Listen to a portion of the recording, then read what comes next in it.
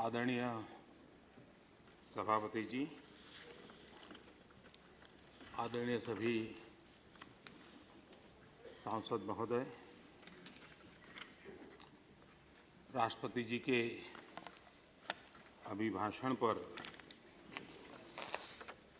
विस्तार से चर्चा हुई।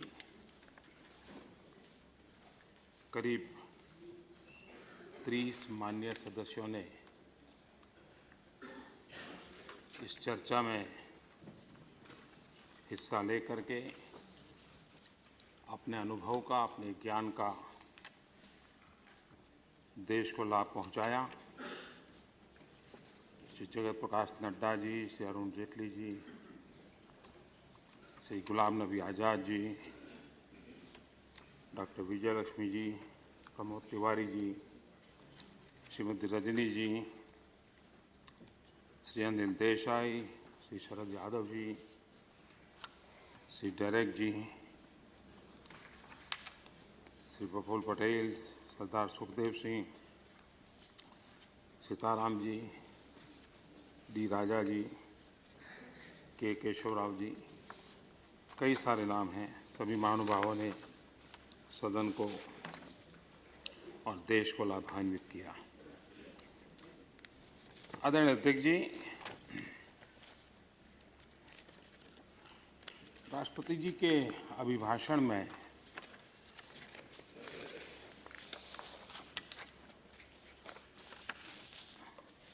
एक बात जो कही गई थी, जिसका इतना सकारात्मक प्रभाव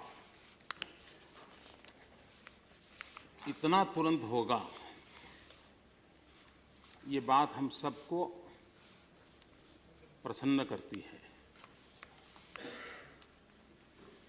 राष्ट्रपति जी ने कहा था कि सदन चलना चाहिए, सदन में संवाद होना चाहिए, और हम सभी सदस्यों ने राष्ट्रपति जी की बात को शिरोधार्य माना और सदन को बहुत ही सुचारू रूप से सबने मिलाकर के चलाया। और इसके लिए मैं विशेष रूप से विपक्ष के सभी बंधुओं का आभार व्यक्त करना चाहूँगा कि उन्होंने इस काम को आगे बढ़ाया और राष्ट्रपति जी के भाषण का ये जो असर है, ये मैं समझता हूँ अपने आप में गौरव देने वाला है। मैं राष्ट्रपति जी के अभिभाषण पर धन्यवाद करने के लिए खड़ा हुआ हूँ, लेकिन साथ साथ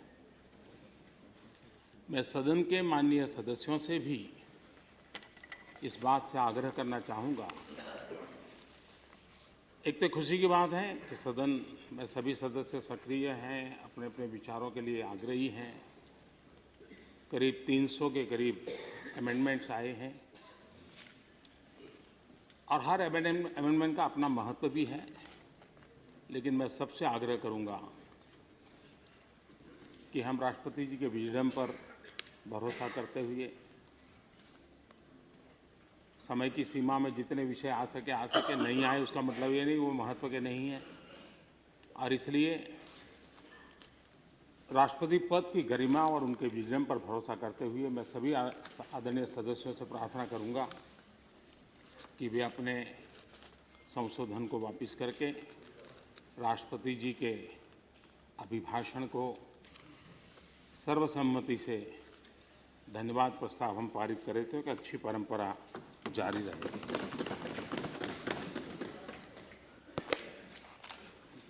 हम सब ने देखा होगा कि कल रात को 12 बजे तक लोकसभा का सत्र चला। 2 दिन पूर्व यह सदन भी देर शाम तक बैठा था। आमतौर पर इतने घंटे काम करने के बाद थकान महसूस हो, लेकिन मैं उल्टा अनुभव कर रहा था। जिन जिन सदस्यों से मेरा मिलना हुआ, बात करने का मौका मिला, देर रात बैठने के बाद भी वो अत्यंत प्रसन्न थे, अत्यंत संतुष्ट थे, अत्यंत आनंदित थे, क्योंकि एक लंबे अरसे के बाद अपने पास जो कुछ भी कहने की बातें थी, अपने क्षेत्र की बातें थी, समस्याएं थी, उसको इस पवित्र फोरम में वो जी भर करके कह पाए।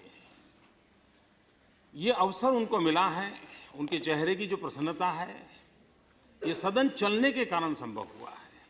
और इसलिए वरना पिछली बार सदन में जैसे क्वेश्चन आवर, मैं मानता हूं क्वेश्चन आवर अपने आप में एक सदस्यों की अपनी संपत्ति है और राष्ट्र के महत्वपूर्ण इश्यूज पर सरकार को कटघरे में खड़ा रखना, एग्जीक्यूटिव्स को अकाउंटेबल बनाना, उनके लिए सवालिया निशान खड़ा करना, मंत्रियों को भी हर प्रकार से सज्ज रखने के लिए अगर सबसे ताकतवर कोई जगह है तो क्वेश्चन आवर है। लेकिन हमने देखा कि पिछली बार सदन न चलने के कारण स्टार क्वेश्चन 269 थे, लेकिन सिर्फ 7 को अवसर मिला और करीब 42 घंटे हमारा इस हल्ला बोल के अंदर आहूत हो गया। उसके पूर्व के सत्र में करीब 270 इन्हीं सदस्यों के द्वारा पूछे गए स्टार क्वेश्चन थे। सिर्फ 6 चर्चा में आए। करीब करीब हमारे 72 घंटे इस माहौल के अंदर आहूत हो गए। इस बार हमारे विजडम ने, हमारे अनुभव ने, हमारी जिम्मेवारियों ने हमें बचा लिया और माननीय सदस्यों के सवालों के जवाब देने के लिए मंत्रियों को देर रात तक तैयारियां करनी पड़ रही है। एग्जीक्यूटिव्स को भी हिसाब देने के लिए सज्ज रहना पड़ रहा है और यही लोकतंत्र की ताकत है। और इस ताकत को मैं समझता हूं कि हम जितना तवज्जो दें उतना कम है। एक बात जरूर है, मृत्यु को एक वरदान है। अब मृत्यु का ऐसा वरदान है कि मृत्यु कभी बदनाम नहीं होता, कभी मृत्यु पर आरोप नहीं लगते। कोई मरे तो एक कैंसर से मरा है, आरोप कैंसर पे जाता है। कोई मरे तो एक अकस्मात मरा है तो अकस्मात पर आरोप जाता है, मृत्यु पर नहीं जाता। बड़ी आयु में मरे तो वो उम्र के कारण मरे हैं, मृत्यु को कभी दोष नहीं लगता, मृत्यु कभी बदनाम नहीं होता। कभी कभी लगता है कांग्रेस को ऐसा कोई वरदान है। वरदान इस अर्थ में है कि अगर हम कांग्रेस की आलोचना करें तो आपने मीडिया में देखा होगा, विपक्ष पे हमला, विपक्ष पे आरोप, कभी ये नहीं आता है कि कांग्रेस पे हमला, कांग्रेस पे आरोप। हम अगर शरद जी के खिलाफ कुछ कहें, मायावती जी के खिलाफ कुछ कहें तो अखबार में आएगा, टीवी में आएगा कि बीएसपी पर हमला, जेडीयू पर हमला, शरद जी पर हमला, मायावती जी पर। लेकिन कांग्रेस एक ऐसी है, जब भी हमला हो तो विपक्ष पर हमला। कभी कांग्रेस को बदनामी नहीं मिलती है। अब ये अपने आप में एक बड़ा गजब का विज्ञान है जी। तो ये अब वो तो यही हमारे सारे साथी सोचेंगे कि ऐसा कैसे होगा। यहां पर हमारे विपक्ष के नेता ने चर्चा प्रारंभ की थी, तब मैं यहां उपस्थित था। हमारे नड्डा जी ने सी चेंज कहा तो हमारे गुलाम नबी जी ने थोड़ा माहौल हल्का करने का इरादा होगा, उनका कोई इरादा गलत नहीं होगा, लेकिन चेन्नई का उदाहरण दे दिया। वो एक संकट था, मानवीय दृष्टि से वो दर्दनाक घटना थी। उसको इस सी चेंज के जोड़ करके मजाक करने से उनकी पीड़ा में हम थोड़ा, तो वो मैं समझता हूँ अच्छा नहीं है। यहाँ एक विषय ये भी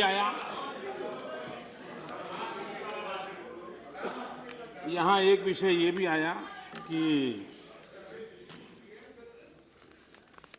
राजस्थान और हरियाणा में जो उन्होंने चुनाव में कुछ नियम बनाए हैं जिसको सुप्रीम कोर्ट ने मान्यता दी है, लेकिन हमारी डेमोक्रेसी में क्वालिटेटिव चेंज लाने का एक जो प्रयास है उसको कुछ राजनीतिक रंग देने का प्रयास चल रहा है। मतभेद हो सकता है, लेकिन मैं चाहूंगा कि जो लोग इतने बड़े प्रखरता के साथ ये कहते हैं कि जो अशिक्षित रहे उनका क्या, मैं खास करके गुलाम नबी साहब से और उनके साथियों से आग्रह करूंगा कि जो 5 राज्यों में चुनाव होने वाले हैं, कम से कम 30% लोगों को, अनपढ़ लोगों को टिकट दे, बिल्कुल अनपढ़ लोग। तो जो वो कह रहे हैं उसमें उनका क्या कमिटमेंट वो पता चलेगा। अनपढ़ की इतनी चिंता है, होनी भी चाहिए। लेकिन मेरा एक अनुभव शेयर करता हूं। मैं गुजरात में जब था तो हर वर्ष जून महीने में 13, 14, 15 जून कन्या शिक्षा को लेकर के बेटियों को पढ़ाने के लिए गुजरात में एक कैंपेन चलाता था। बैठ जाइए please, please sit down. Campaign चलाता था और प्लीज सिट डाउन। गुजरात में जून महीने में 40-45 डिग्री टेम्परेचर रहता है। पूरी सरकार गांव जाती थी, मैं खुद जाता था, 3-3 दिन गांव में रहता था और बेटियों को पढ़ाओ इसके लिए कैंपेन चलाता था। स्कूल 15 जून से शुरू होते थे तो उसके पहले एडमिशन के लिए लगते थे। वहाँ मैं मातृ सम्मेलन भी करता था। एक गांव में मैं गया, मैंने ऐसे ही उनको पूछा, जरा बताइए भाई आप में से अनपढ़ कितने हैं? तो कोई 40 साल, 45 साल, 50 साल की महिलाओं ने हाथ ऊपर किया। हम पढ़े लिखे नहीं हैं। लेकिन 5-6 महिलाएं ऐसी थी जिनकी उम्र 80-85 थी। मैंने पूछा आप पढ़े लिखे हैं? तो बोले हाँ, ये हमारी बहू अनपढ़ है, हम पढ़े लिखे हैं। मैंने कहा कैसे?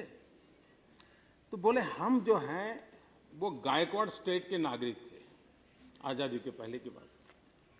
और गायकवाड़ स्टेट में नियम था कि अगर बेटी को नहीं पढ़ाते हैं तो 1 रुपया दंड होता था। और बोले इसके कारण हम पढ़े लिखे हैं, लेकिन बाद में देश में स्वतंत्रता आई, सरकारें बदल गई, तो बहू हमारी अनपढ़ है। तो ये जो अनपढ़ का कारण है वो आजादी के बाद जो हमारी कमियां रही है उससे, और इसलिए हमने चिंता शिक्षा की करने की जरूरत है ताकि ये जो कठिनाई है उस कठिनाइयों से हम बाहर आ सकते हैं। राष्ट्रपति जी ने कहा है कि सदन please sit down, please sit down, please sit down, please don't interrupt.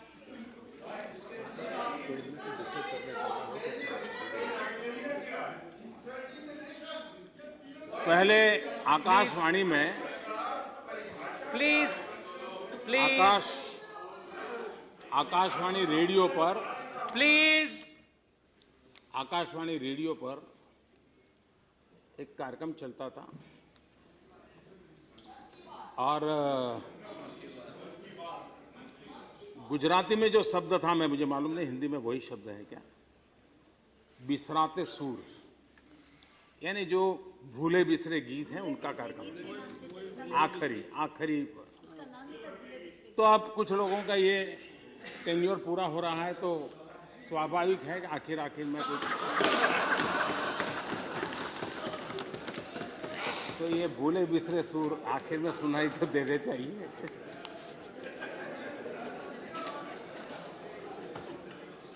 सभापति जी, एक प्रकार से ये अपर हाउस है।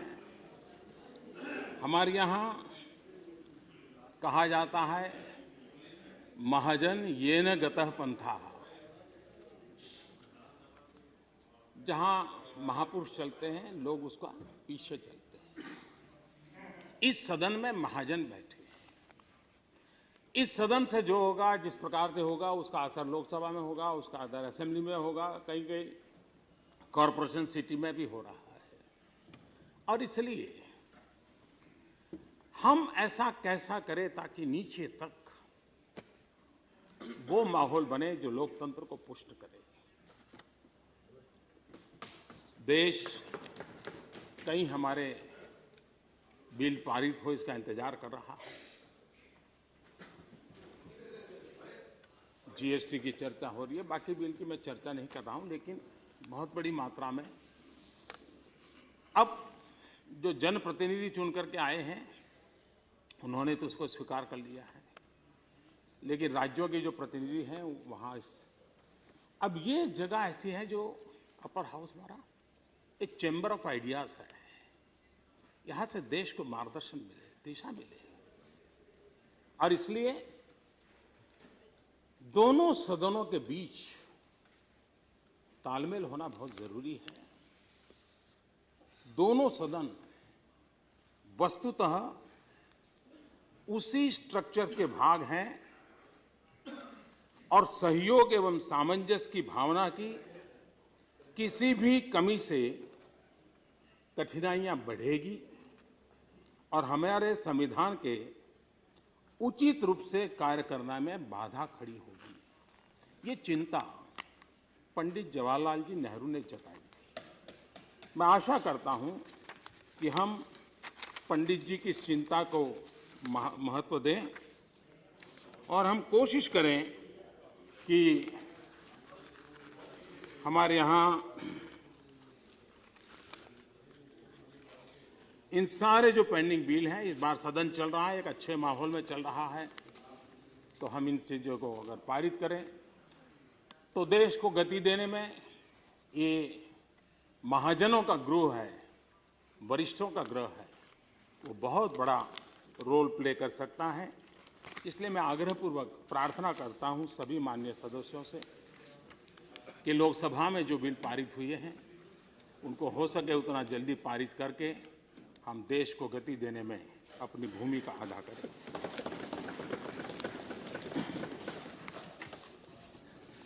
इस सरकार में राष्ट्रपति के अभिभाषण में कुछ बातें आई हैं।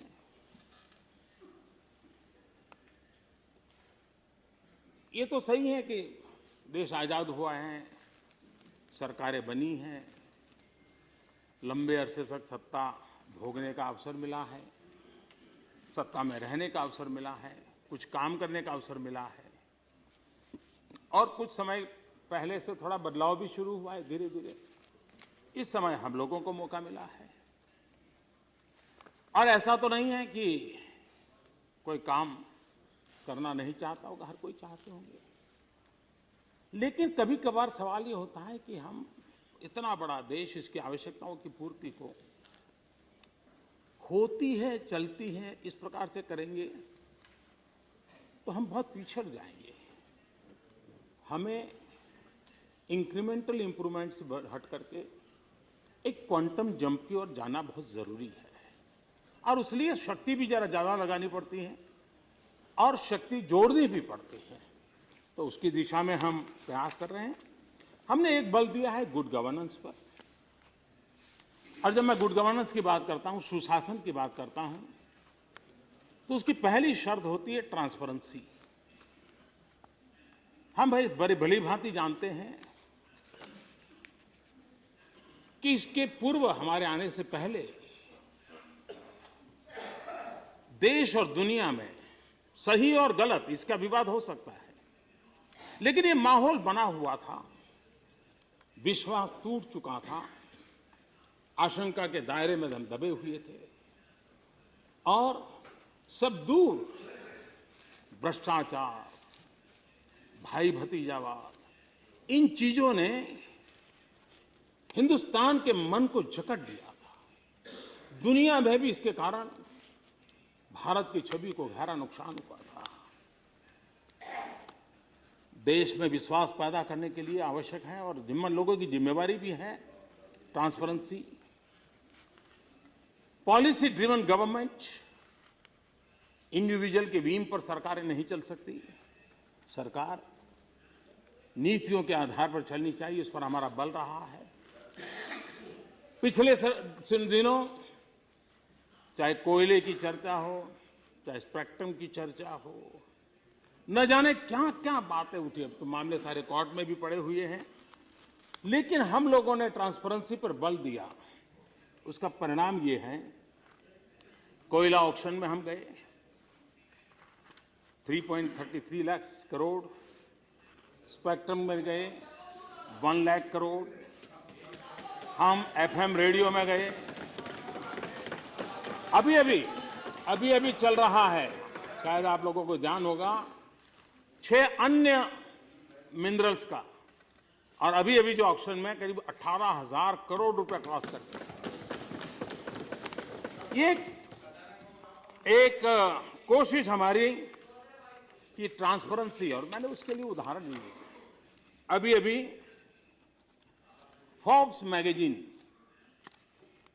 उसने एक बात कही है, हमारे जो ऑक्शन का जो परंपरा हमने शुरू की उसके विषय में।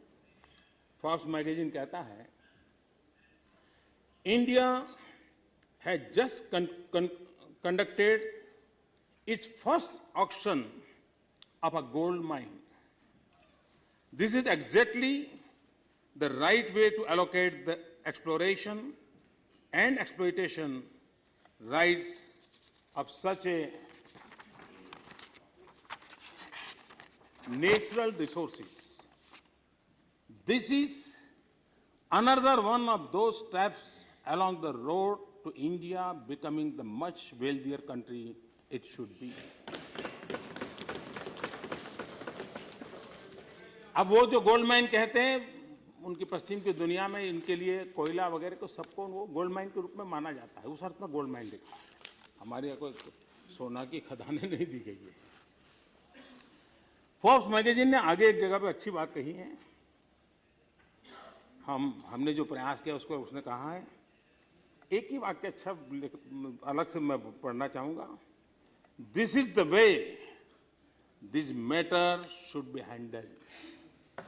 मैं समझता हूं इसमें काफी कुछ आ जाता है। तो हमने गुड गवर्नेंस के अंदर दूसरा पहलू है गुड गवर्नेंस का, अकाउंटेबिलिटी।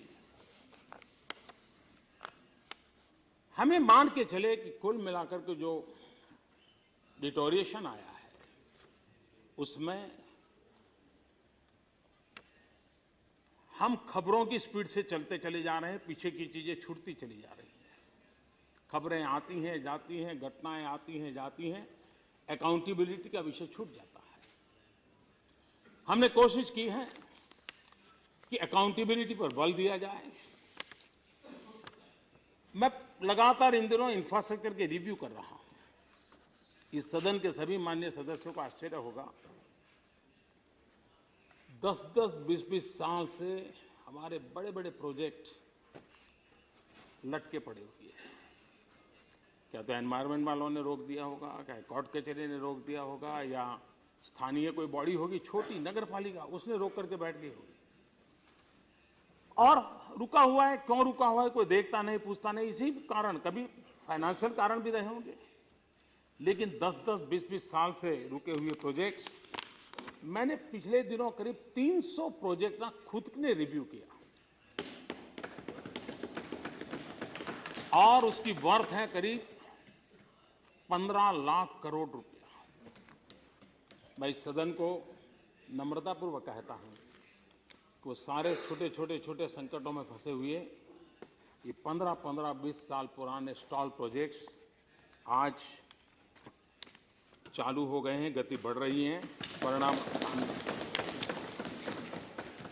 गुड गवर्नेंस का तीसरा पहलू होता है डिसेंट्रलाइजेशन। इतना बड़ा देश हम सेंट्रलाइज्ड मैकेनिज्म से नहीं चला सकते। जितनी बड़ी मात्रा में डिसेंट्रलाइज करेंगे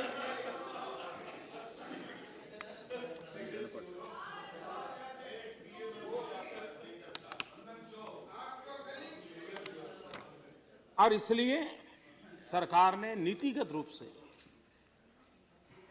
डिसेंट्रलाइज करने की दिशा में बड़े अहम कदम उठाए हैं।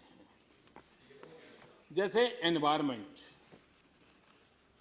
हमने एनवायरनमेंट की हर परमिशन को दिल्ली ले आए, एक दफ्तर में ले गए, एक व्यक्ति के पास ले गए, और क्या परिणाम आया हम जानते हैं। क्या क्या बातें सुनी गई, क्या क्या बातें कही गई, किस पर क्या क्या लगा, सब मालूम है। हमने 10 रीजनल ऑफिसेज को स्ट्रेंथन किया और इन चीज़ों को वहीं पर, ताकि उनको वहाँ की समस्या का समझ है, वो जानते हैं चीज़ों को, उसको हमने किया। कुछ चीज़ें सरकार की, मैं तो हैरान हूँ, एक गांव के बीच में से रेल जा रही है, इधर से पानी उस तरफ ले जाना है तो पाइपलाइन डालने में 50 परमिशनों में वो अटके पड़े हुए थे और बिना पानी को एक इलाका तरसता था। ब्रिज बन गया है, दोनों तरफ रोड बनाना है, अटका पड़ा है। कभी दोनों तरफ रोड बन गए हैं, रेल वाले ऊपर ब्रिज डालने के लिए परमिशन नहीं दे। ऐसी छोटी छोटी चीजें हमने रेल, रोड, पाइपलाइन, बिजली ट्रांसमिशन, इसके लिए केंद्र के पास आना ही जरूरी नहीं, ऐसा कानून बना, व्यवस्था कर वहीं पर होता है। इतना ही नहीं, हमने राज्यों के एनवायरमेंट क्लियरेंस के राइट्स बढ़ा दिए, राज्यों को अधिकार ज्यादा दे दिए, ताकि वो भी, हम जितने जिम्मेवार हैं उतने भी राज्य के लोग जिम्मेवार हैं, और वो कोई देश को बर्बाद करना नहीं चाहते।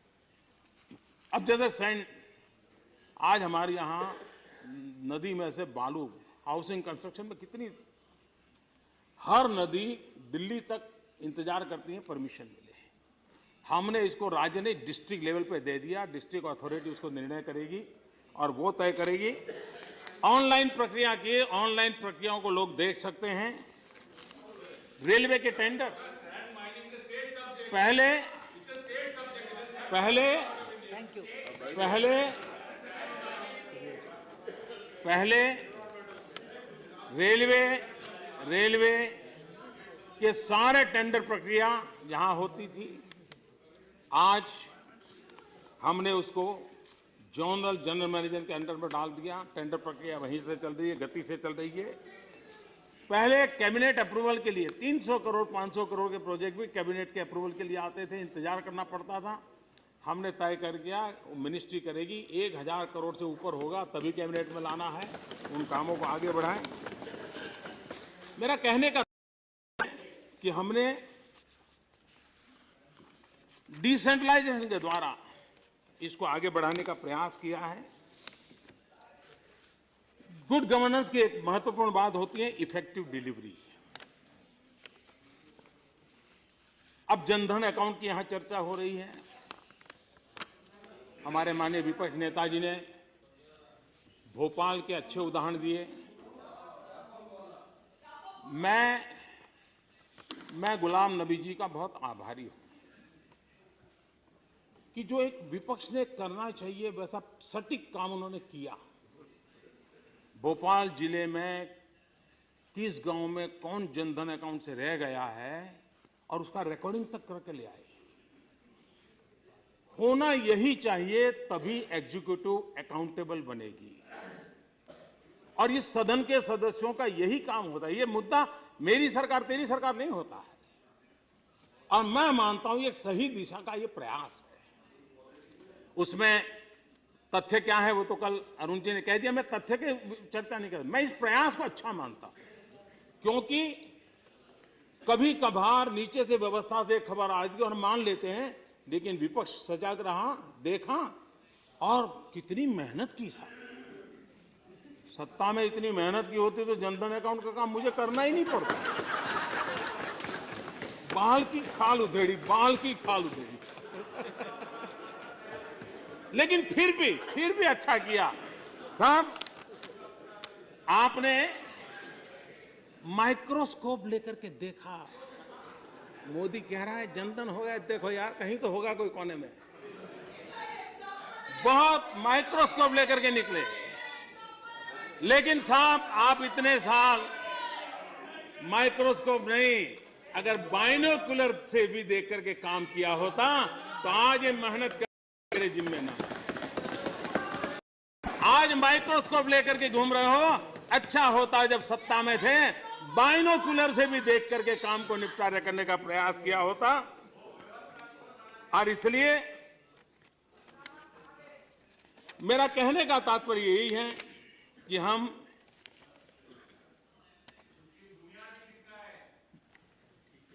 इफेक्टिव डिलीवरी पर बल थे, वरना कभी जो लास्ट माइल डिलीवरी हमारे यहां चल, जो लोग सरकार में रहे उनको मालूम है, हमें उसमें जितना ही हम पुरुषार्थ करें करना चाहिए। हमारे सीताराम जी ने एक विषय छोड़ा था। उन्होंने कहा था कि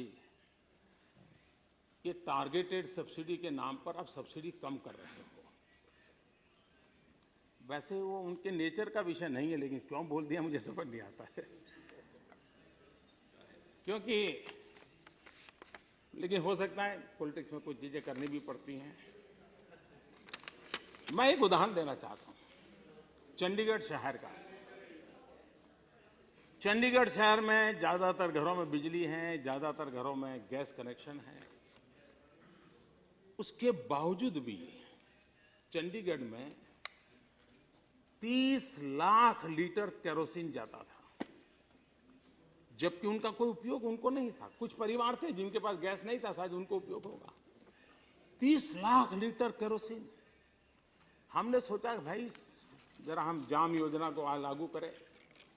सर्वे किया, आधार का उपयोग किया, गैस कनेक्शन का डाटा इकट्ठा किया।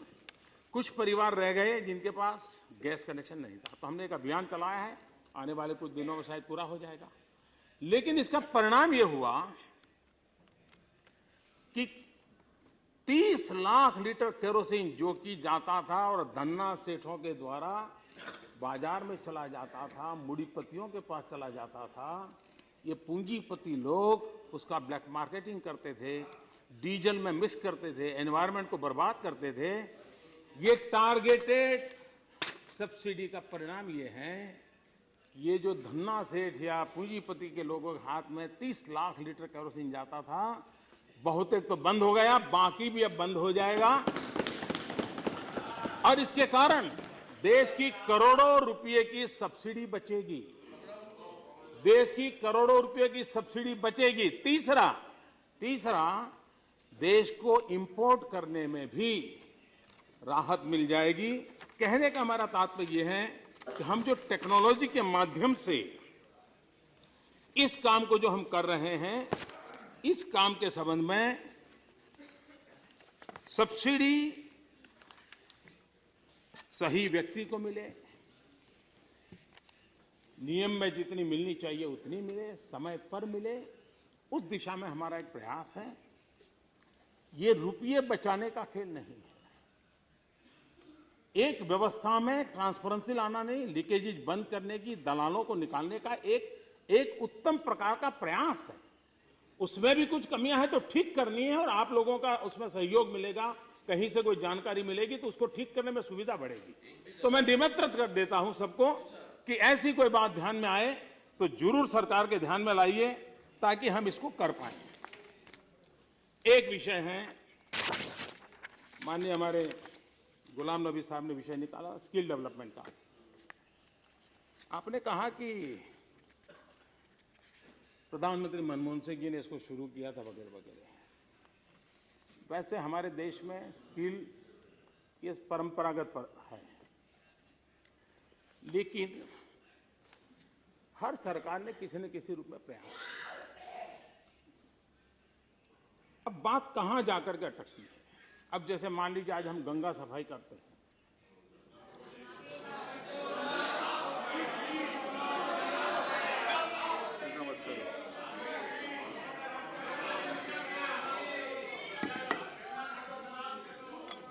यही पोल्यूशन है। तो स्वाभाविक से आपसे आवाज उठेगी ये तो हमने शुरू किया था। सही बात है, श्रीमान राजीव गांधी जी ने इस पर बल दिया, शुरू किया। अब सवाल ये उठता है कि शुरू किया, उसकी क्रेडिट लेने के उत्साह में ये भी तो जवाब देना पड़ेगा कि 30 साल के बाद गंदी क्यों है? अगर शुरू किया था तो 30 साल के बाद गंगा गंदी क्यों है? क्या कमी रही? और इसलिए हर बार ये तो हमारे समय हुआ था, ये उत्साह का अपना एक महत्व है। श्रेय लेने का प्रयास करने में कुछ बुरा है ऐसा नहीं है, ये आपका मन करेगा। देखिए, दुनिया में दो तरह के व्यक्ति होते हैं, एक वो जो कार्य करते हैं और दूसरे वे जो उसका श्रेय लेते हैं।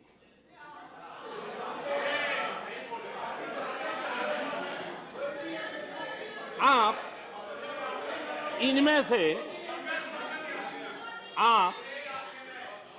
से पहली तरह का व्यक्ति बनने का प्रयास करें, क्योंकि इसमें कंपटीशन बहुत कम है। ये बात श्रीमती इंदिरा जी ने कही थी।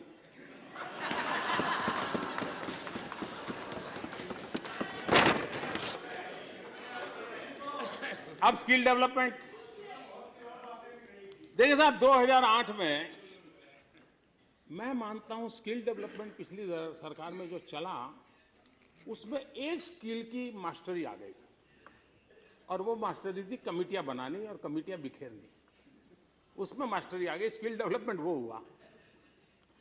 2008 में PM's national council, national skill development coordination board, national skill development cooperation, फिर 2009 में national policy on skill development, कमेटियां पर अब मीटिंगें नहीं होती थी।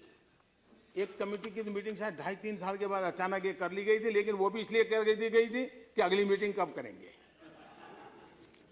और आखिरकार इतनी सारी कमेटियों के बाद 2013 में ये तय कर दिया गया कि नेशनल स्किल डेवलपमेंट एजेंसी बनाई जाए और बाकी सब दुकानें बंद कर दी जाए।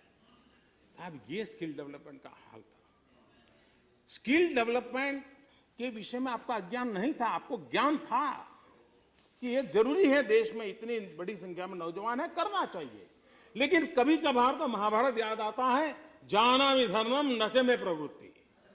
ज्ञान तो बहुत था लेकिन करना प्रवृत्ति नहीं थी। अब कौन क्या, ये मैं कहने का कर नहीं सकता। वर्तमान सरकार के कार्यकाल में 2014 में हमने स्किल डेवलपमेंट अलग मिनिस्ट्री बनाई। स्किल डेवलपमेंट स्कीम्स के लिए कॉमन नॉर्म्स तय किए। स्किल इनिशिएटिव कंसिस्टेंट क्वालिटी हासिल करने के पर बल दिया गया। एनएसडीसी के तहत हमने 1.5 साल में 2.5 गुना उसमें बढ़ोतरी की। इंडस्ट्रियल ट्रेनिंग इंस्टीट्यूशन आईटीआई हमने 1.5 साल के भीतर 20% उसमें इजाफा किया। पिछले 2 वर्ष में क्षमता 15,23,000 सीटों से बढ़कर के 18,65,000 कर दी गई। 20% हमने बढ़ोतरी की। 1,70,000 प्रति वर्ष जो तय होते थे उसमें हमने 53,000 और जोड़ दिए।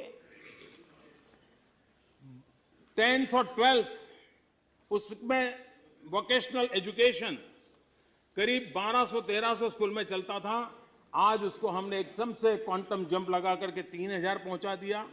1.5 लाख अतिरिक्त छात्रों का लाभ उसके लिए हुआ।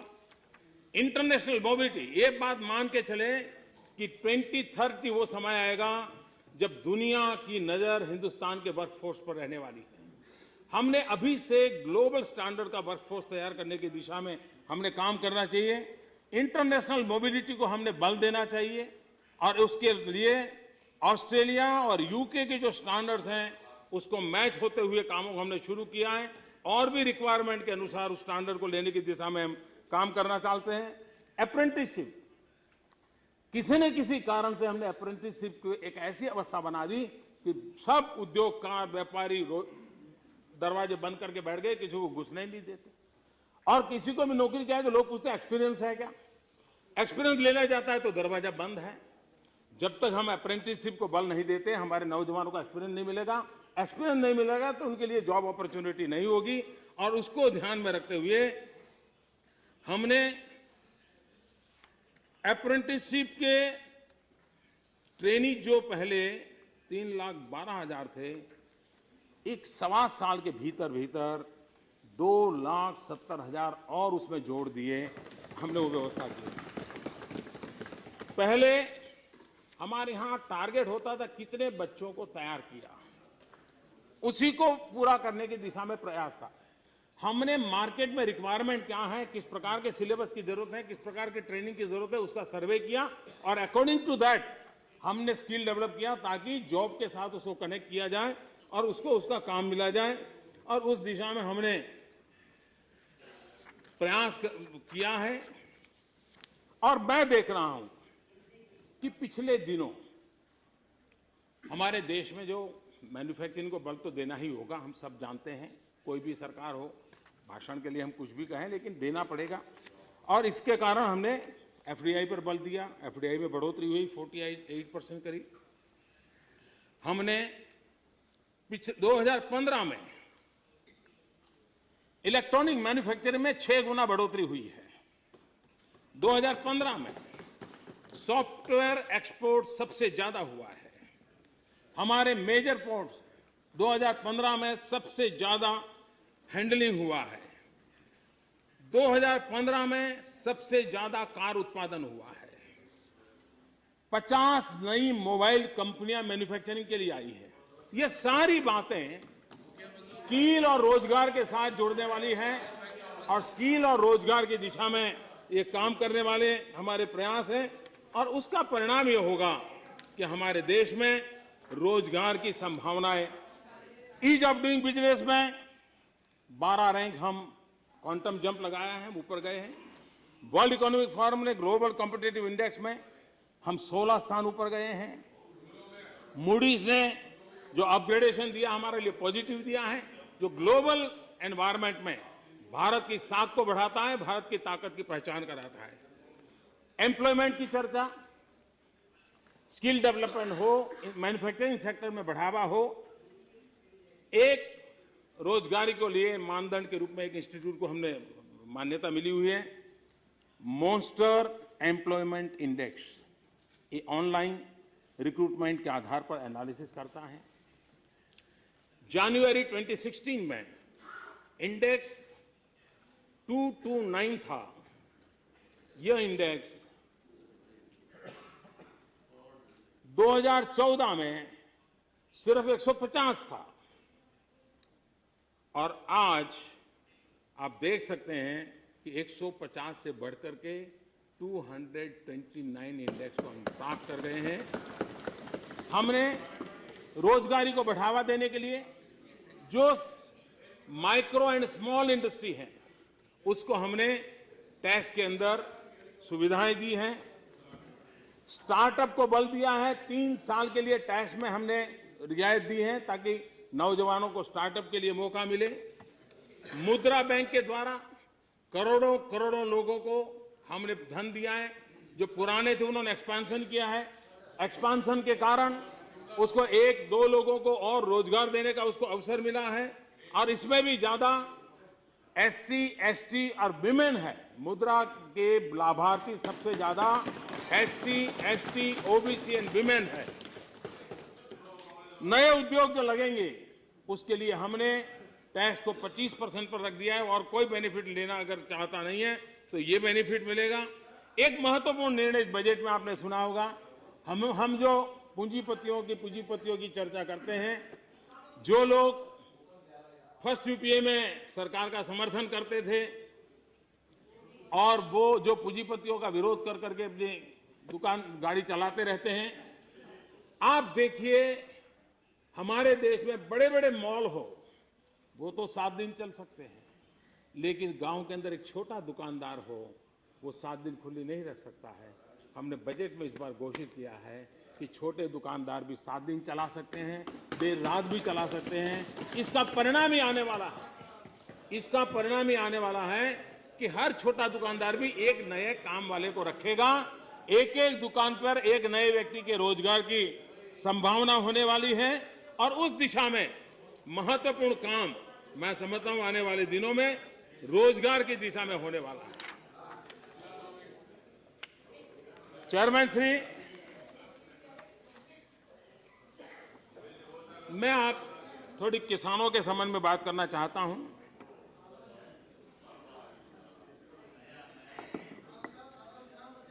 जब हमने कहा कि क्यों न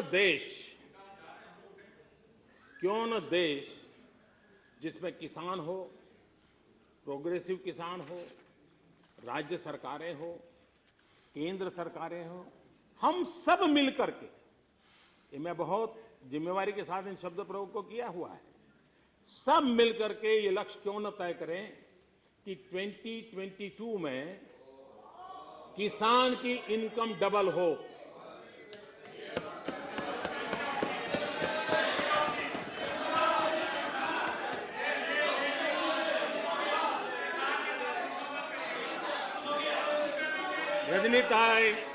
रजनीताई सावकाश।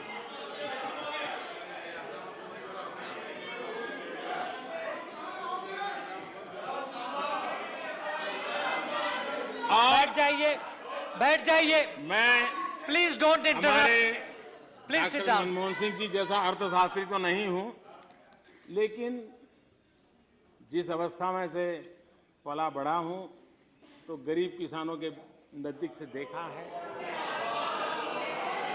और इसलिए मुझे वो बड़ा ज्ञान तो नहीं है, लेकिन छोटी सी चीजों का पता है। अगर हम सही दिशा में प्रयास करें तो परिणाम। मैं एक हमारे देश में इस विषय के जानकार है श्रीमान MS स्वामीनाथन, उनका एक लेटेस्ट आर्टिकल का कोट मैं कहना चाहता हूं। Seeds have been shown for agricultural transformation and for attracting and retaining youth in farming. The dawn of a new era in farming is in sight.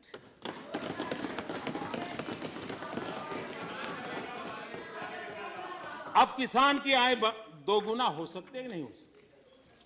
हम किसान मतलब अगर हम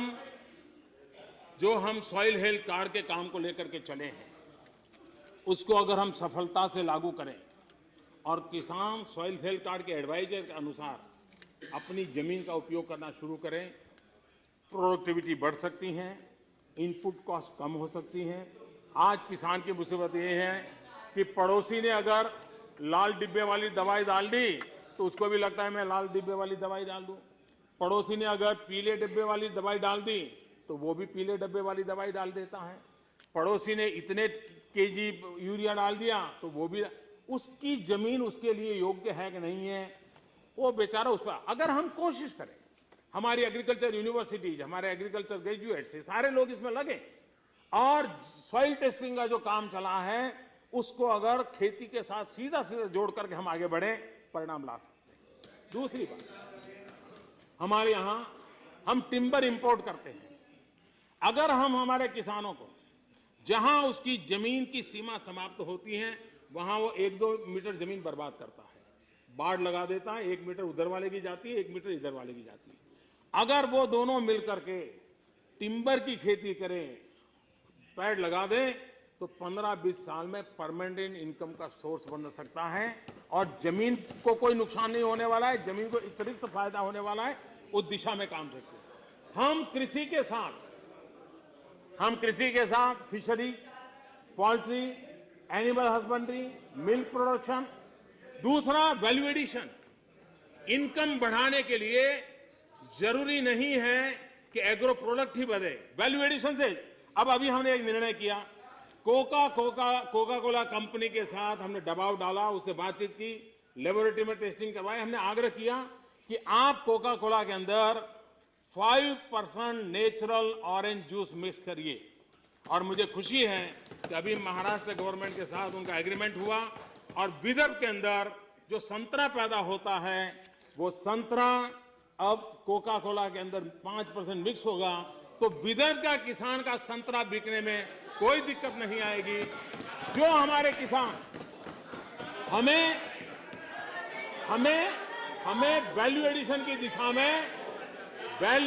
की दिशा में प्रयास करना होगा।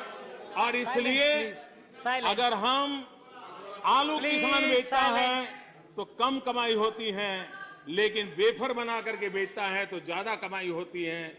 हरी मिर्ची बेचता है तो कम कमाई होती है, लेकिन लाल मिर्ची का पाउडर बना करके बेचता है तो ज्यादा कीमत मिलती है। हम लोगों ने वैल्यू एडिशन पर बल देना शुरू किया है, जिसके कारण हमारे किसान की इनकम में बढ़ोतरी होना पूरी तरह लाजमी है। उसी प्रकार से ब्लू इकोनॉमी, हमारे जो सागर खेडू है, जो हमारे फिशरीज में हमारे फिशरमैन लगे, हमारे समुद्री तट पर सीवीड की खेती, पूरी संभावना है। आज दुनिया में फार्मास्यूटिकल के मैन्युफैक्चरिंग में बेस मटेरियल के लिए सीवीड बहुत बड़ी ताकत बनकर उभरा है। हमारे फिशरमैन के परिवार समुद्री तट पर आराम से सीवीड की खेती कर सकते हैं और वो सीवीड की मार्केटिंग और हमारे फार्मास्यूटिकल इंडस्ट्री को हम टाई अप करें, हमारे फिशरमैन की इनकम भी हम बढ़ा सकते हैं। कहने का तात्पर्य यह है कि हम जो सोचते हैं कि एग्रीकल्चर सेक्टर में हम किसानों की आय बढ़ा नहीं सकते, ये निराशा का कोई कारण नहीं है। अगर हम वैज्ञानिक तरीके से उसी प्रकार से नेशनल एग्रीकल्चर मार्केट, आज नेशनल एग्रीकल्चर मार्केट के द्वारा, ई प्लेटफॉर्म के द्वारा किसान अपने गांव में बैठ करके ये तय कर सकता है कि अगर महाराष्ट्र के अंदर उसकी पैदावार की कीमत ज्यादा है, वहां बेच सकता है। 14 अप्रैल बाबा साहब आंबेडकर की जन्म जयंती पर ये सरकार इसको लॉन्च करने जा रही है। किसान अपनी जहां ज्यादा कीमत मिलेगी वहां मार्केट में जाने के लिए उसको सुविधा मिलने वाली है। कहने का तात्पर्य यह है कि हम किसान की आय, हमारे यहां दुनिया में हनी का बहुत बड़ा मार्केट है, लेकिन भारत में हमारे कृषि क्षेत्र में हनी बी को वैज्ञानिक तरीके से कोई प्रयास नहीं हुआ, रजिस्ट्रेशन तक अवेलेबल नहीं है। हमने इसका बल दिया है। अगर उस पर हमारा किसान काम करता है और हनी बी को बिगड़ने का सवाल नहीं होता है, लंबे अरसे तक रहता है, हमारे किसान की इनकम में वो अतिरिक्त बढ़ोतरी कर सकता है। हमने किसान की इनकम बढ़ाने के लिए और पहलुओं पर बल देने की दिशा में हम प्रयास कर रहे हैं। चेयरमैन श्री,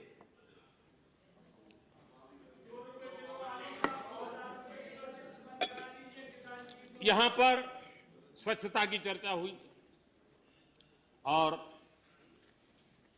ये कहा गया कि भाई ये काम तो हमारे समय भी चलता था।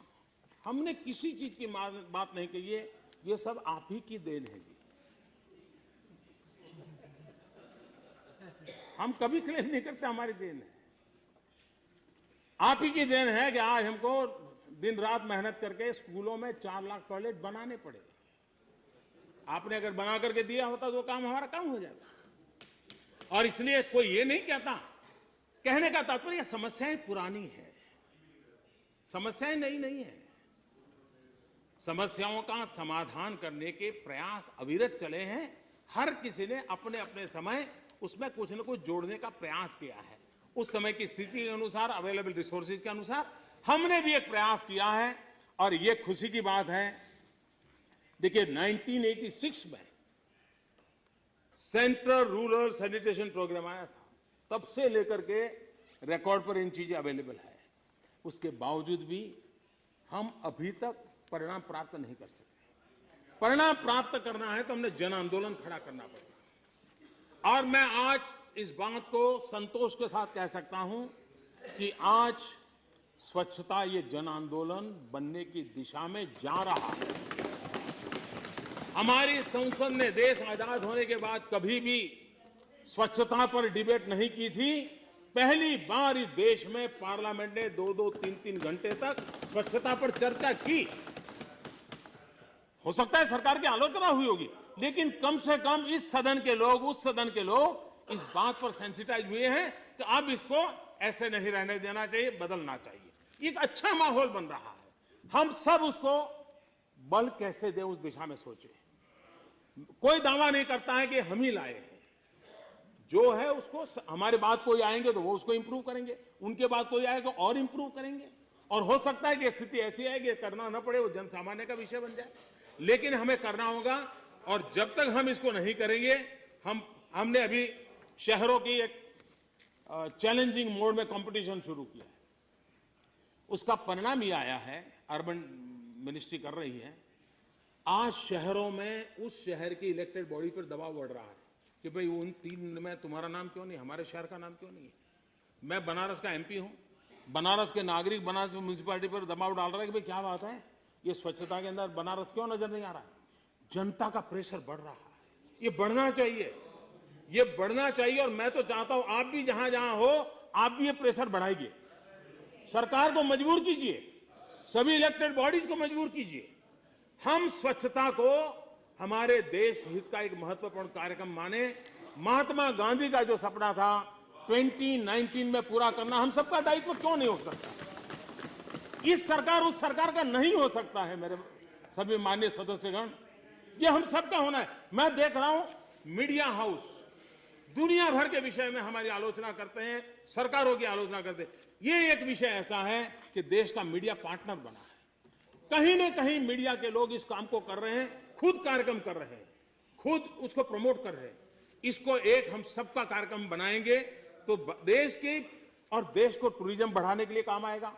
और स्वच्छता, जो पूंजीपतियों का विरोध करते हैं उनके लिए तो सबसे पहले करने जैसा काम है। क्योंकि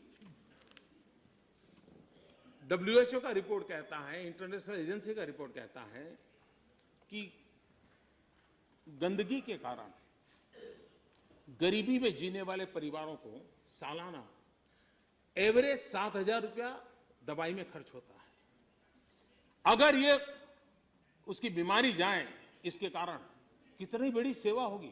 और मैं मानता हूं ये काम ऐसा है जो हमने किसी भी प्रकार की वनपन सिवाय जिन्होंने किया है उससे हम आगे बढ़ाएं, जितना किया है उसको और अधिक करें।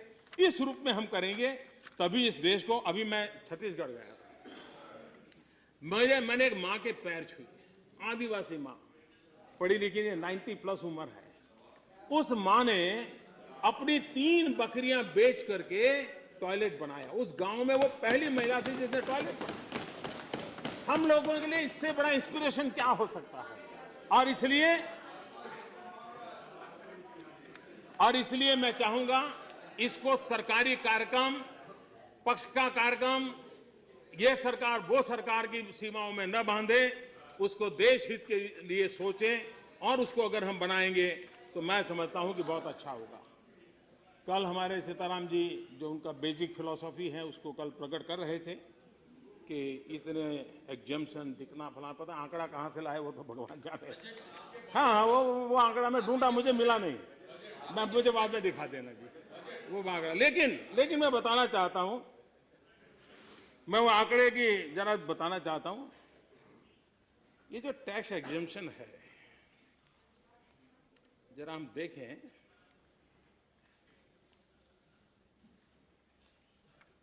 $10,350 करोड़ रुपए एग्जेम्पशन, किसमें? दाल और सब्जी में। क्या हम उसका विरोध करेंगे? 5800 करोड़ रुपया एग्जेम्पशन, किसके लिए? चीनी के लिए।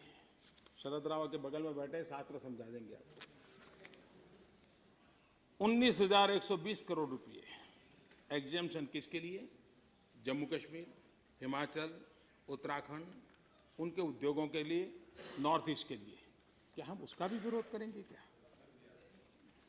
मैं समझता हूं कि कभी कभार बारीकियों में जाएंगे तो हमें पता चलेगा कि हमारे जो जिन बातों को लेकर के आपको चिंता हो रही है, यही सरकार है। कल अरुण जी ने बड़े विस्तार से बताया और फाइनेंस की चर्चा होगी तो बताएंगे कि हमने टैक्स किस पर लगा रहे हैं और टैक्स से मुक्ति किसको दे रहे हैं। दूध का दूध, पानी का पानी हो जाएगा। और इसके लिए और जो चीजें हमें विरासत में दी है, कभी आपने बाहर से समर्थन करके सरकारें चलाई, उसने जो विरासत में दी है, आज उसी को सफाई करने में हमारा दम उखड़ रहा है। और इसलिए मैं समाप्त करने से पहले एक मशहूर शायर निदा फाजली की जो बात है, अभी अभी उनका स्वर्गवास होगा, उनकी बात कह करके मेरी बात मैं समाप्त करूंगा।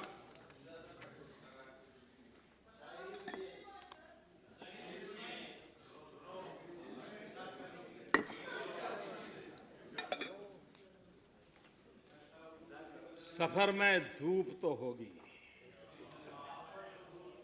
सफर में धूप तो होगी, जो चल सको तो चलो। सभी है भीड़ में, सभी है भीड़ में, तुम भी निकल सको तो चलो।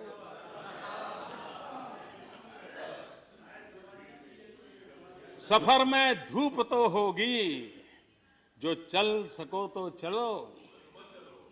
सभी है भीड़ में, तुम भी निकल सको तो चलो। किसी के वास्ते, किसी के वास्ते राहें कहां बदलती है। किसी के वास्ते राहें कहां बदलती है। तुम अपने आप को खुद ही बदल सको तो चलो।